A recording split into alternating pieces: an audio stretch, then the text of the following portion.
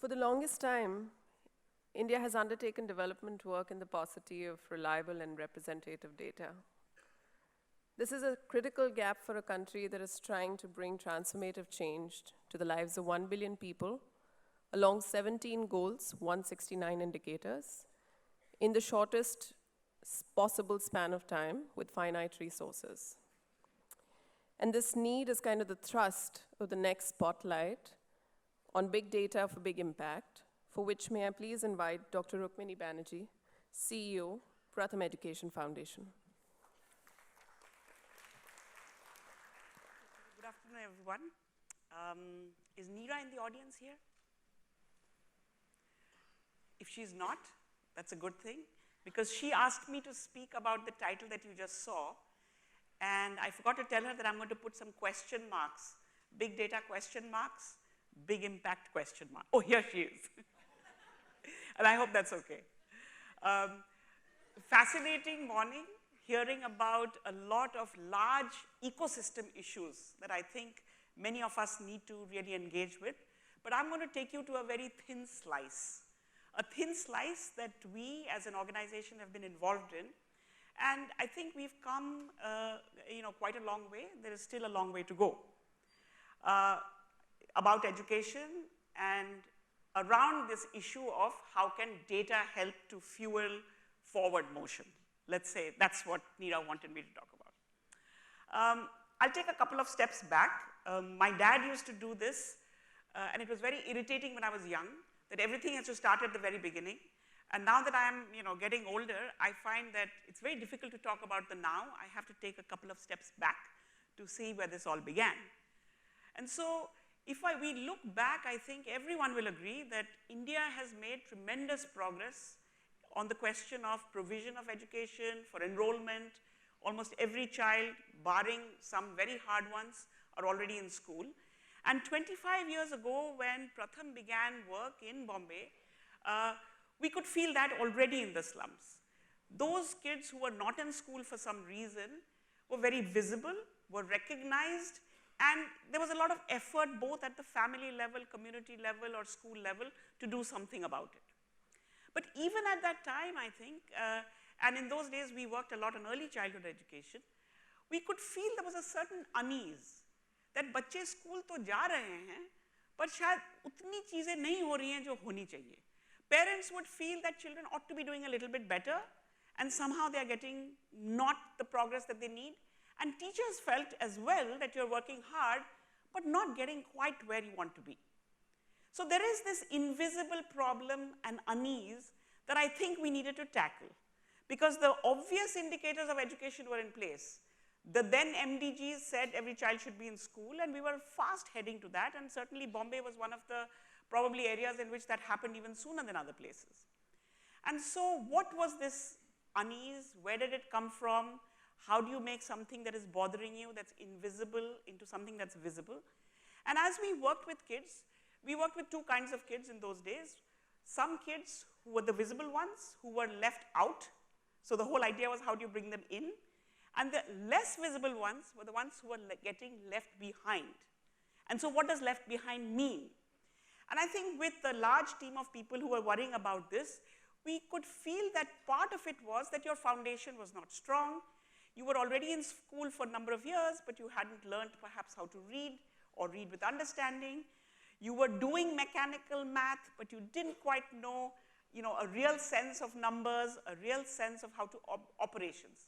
So we were at that point when I think we began to feel that this needs a sharper focus.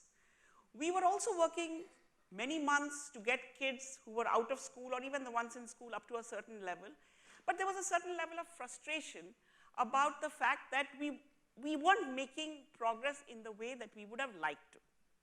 And so this began a journey to kind of focus in on, there could be many things. And even now we are often accused of being minimalistic and reductionist and all sorts of things. But how do you get to kind of what is the nub of the problem? How does it become visible for more people? And if it becomes visible, then engaging with that is possible. And so we started an exercise, perhaps now almost 20 years ago, where key people, about 500 people perhaps in Pratham at that time, stopped doing what they were doing. and took a month. And why a month? It's just a convenient unit that has been provided by somebody to try and see how much progress can you make in a month with the problem that you're trying to grapple with. And in doing that, we needed to somehow have a common vocabulary in which we could talk to each other. Entirely internal, we were just trying to figure things out ourselves. And what we came up with was what does it mean when a child can't read? What is it that he can't read? And when a child can read, what does it mean that he or she can read? And through these discussions which were happening across our own organization, we came up with what seemed like a ladder. There are children who are not yet able to read letters, and then they seem to be able to read words, and then when you can read words, lots of words in one line seem to make a sentence, and then all of it together seems to be a story. And when you can only read words, you're not happy because you want to put them all together and read something. And so this is what came out. And essentially, it was a way to have a vocabulary to talk to each other about something that you were all concerned with. It was also a way to find the steps that you needed to go through to be able to solve the problem. And so from here, I think the two paths seemed, in retrospect, a lot of things happen, and they're happening, and it's only 5 years later when you look back, and you see that there were actually two paths. I'm not sure we knew at that point that there were two paths. But one was, you began to work at, in a month's time, if a child is at a position where they're just about being able to recognize letters, how far can you take a child like this if the child is at least 7 or 8 years old? So a whole instructional practice seemed to emerge from this, which we were expecting because that's exactly what we had set off to do. But what also emerged, which we were perhaps not expecting, is a lot of conversation started around this.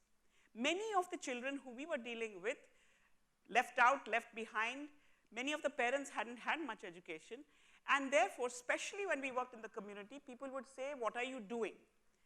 And then you had to explain what you were doing is actually taking your children from where they are, wherever they are on this, to being able to read something in their own language, which was actually a story.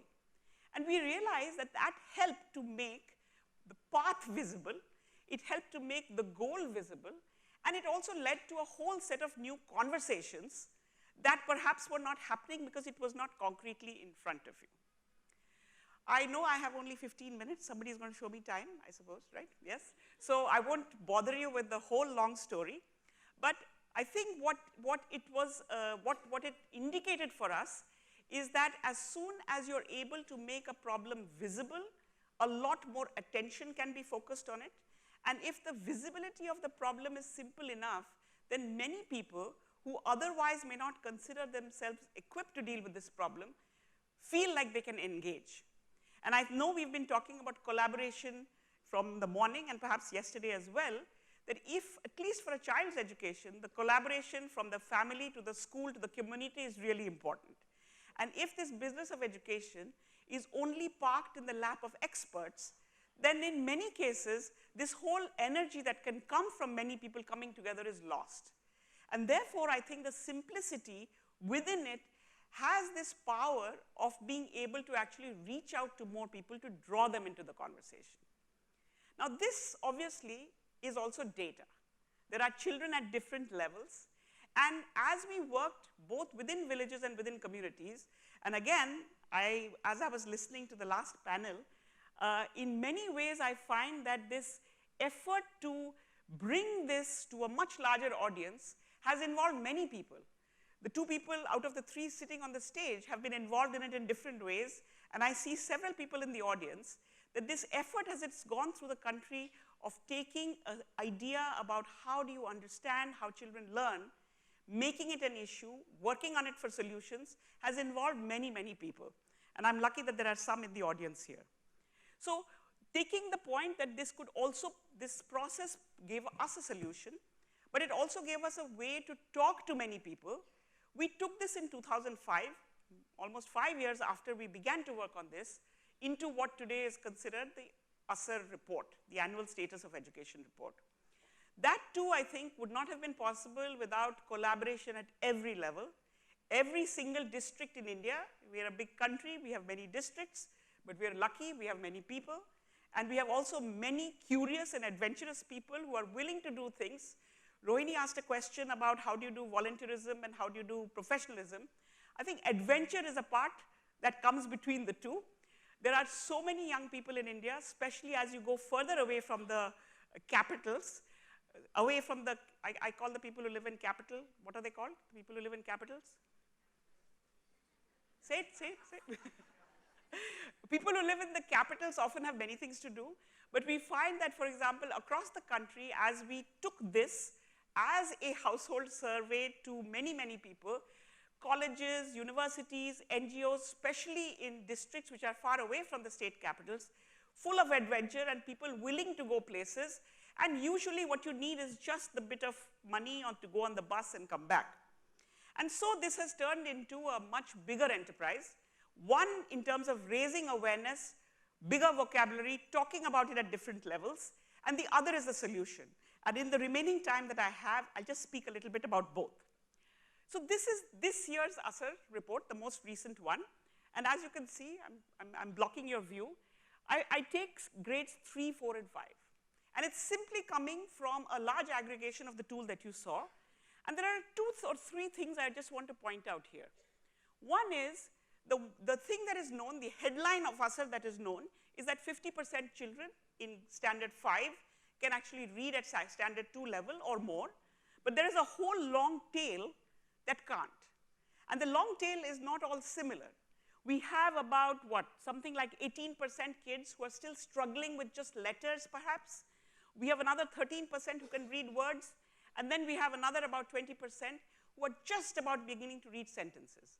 And this presents, according to me, one of the biggest problems in education in India, which is that I'm a teacher. Who do I teach out of all this? Even if I'm just a standard 5 teacher, do I teach these guys? Do I teach the ones who completely haven't had a chance? Or do I teach the ones who've reached? And the typical classroom goes with teaching the top of the class. And unless you can bring up this whole bottom, I think we will have a country which is glasses half empty all along. So this has caused a lot of conversation in India. I would say that today nobody denies that learning outcomes are important. In some ways, I'm sure we have contributed. And by we, I mean it's every last district institution that has contributed to this is part of the conversation. Sarpanches have this conversation. People at higher up levels have it. But what is the solution? And I think I want to go just clearly from here to a solution. Now, this is one solution. It's a solution that we have been using. And I want to quickly show you what is possible. So if I take the data that you see it, I take the assessment tool, get kids in school, in communities, wherever it may be, and look at the level at which they are. And the idea is that I will work with you from where you are today to where you need to be. And so the name that has been given, and we are not clear who gave the name, is called teaching at the right level. Perhaps it should be called learning at the right level, that I start where I am and I'm going to move to where I need to be. And so we use this to group children. Children are grouped by their level, not by their grade. Each group has its own set of activities. We know that you can move quite quickly when you start at your level to go to the next level. And we use this simple tool again to track progress and go ahead.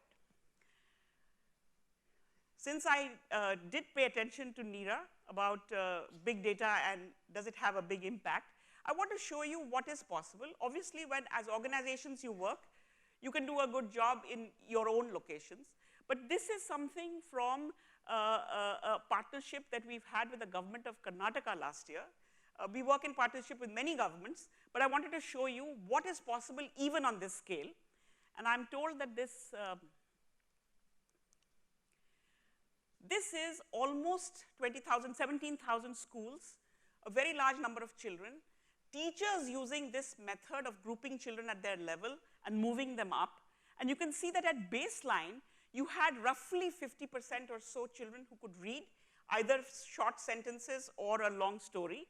And within a period of about 3 months, that number has grown to over 80%. So I think big change is possible. Big change is possible, and not only because of big data. I think it is looking at data, understanding it, talking about it, arguing about it, coming up with a possible solution, trying it many times, measuring it again and again and again, and you can get to a situation of this type. And so I think that now, today, where we are in India, the position is not that there cannot be big change. The position is how year on year can this change be sustained, how it can be built on. We have a very annual cycle of operating even in our school system. And therefore, how can this, the following year, be built on so that over a period of years, this is gone? So where I want to end, even though she hasn't told me to end yet, okay, now she says stop, is that I think that it isn't just big data leading to big impact. I think it is a meaningful use of the right set of eyes to understand a problem. And I'm very, all our experience in Pratham indicates that the sooner and the faster you can bring this out to more people, you will have many more people trying to deal with what the solution can be. I have offered one solution, we implement one solution, but there are many other people who are coming up with other solutions. But you have to agree that you have a problem, and you have to agree that it can be solved, and you have to agree, if you are sitting in this room, that every child in India can learn. Thank you.